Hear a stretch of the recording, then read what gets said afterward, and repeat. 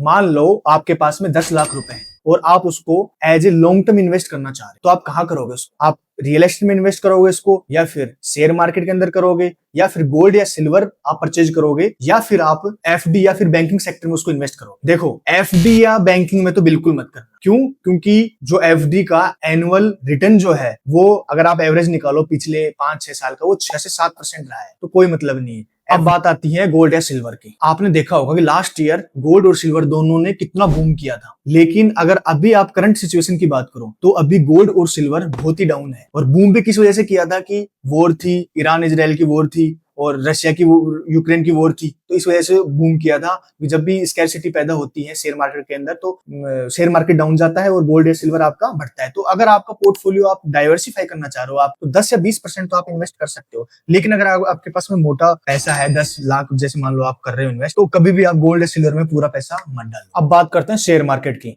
Share market का data भी मैं आपको ग्रो के अंदर दिखा देता हूँ। चलो लॉन्ग टर्म पर्सपेक्टिव से देखते हैं अपन। जो निफ्टी 50 है आपका, ये आपका लॉन्ग टर्म में अगर 5 ईयर का डेटा देखें अपन तो लगभग 52%, 50% मान सकते हो आप इसको, ये रिटर्न दिया है।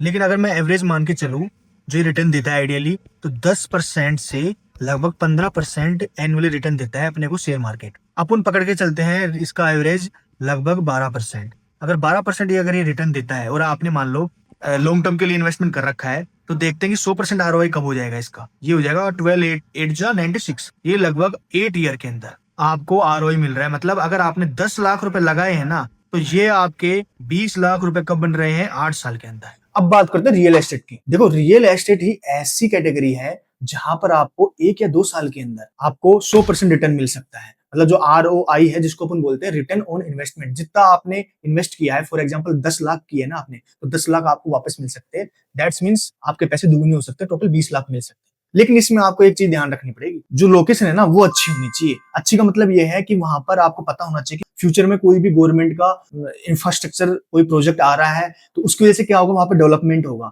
और डेवलपमेंट होने की वजह से ऑटोमेटिकली वहां की प्राइस इंक्रीज होंगी। इसकी वजह से आपको वहां पे अप्रिसिएशन मिलेगा। अब आपका एक डाउट होगा, आप ये सोच रहे होंगे कि यार शेयर मार्केट के अंदर भी कुछ कंपनीज के शेयर्स होते हैं जो कि 2x 3x कई बार तो 10x भी रिटर्न दे देते हैं विद इन 1 ईयर और 2 ईयर। लेकिन इसमें एक कैच है। कैच ये है कि जो शेयर मार्केट है उसके अंदर हम कभी भी एग्जैक्टली हमें कभी भी पता नहीं चल सकता कि कौन सा शेयर है जो हमें 2x या 3x रिटर्न दे देगा। लेकिन रियल एस्टेट के अंदर ऐसा नहीं है, क्योंकि रियल एस्टेट के अंदर क्या है कि अगर हमें अच्छे से मास्टर प्लान पता है, हमें गवर्नमेंट के फ्यूचर प्रोजेक्ट्स पता है कहाँ आने वाले हैं, तो हम इजीली वहां पे प्लॉट ले सकते हैं। और वो प्लॉट जब भी गवर्नमेंट का कोई प्रोजेक्ट आता है और वो डेवलप होकर तैयार होगा, तो हमें इजीली अच्छा रिटर्न मिल सकता है, हमारी प्रॉपर्टी को अच्छा अप्रिसिएशन मिल सकता है। इससे आपकी वेल्थ क्रिएट होगी।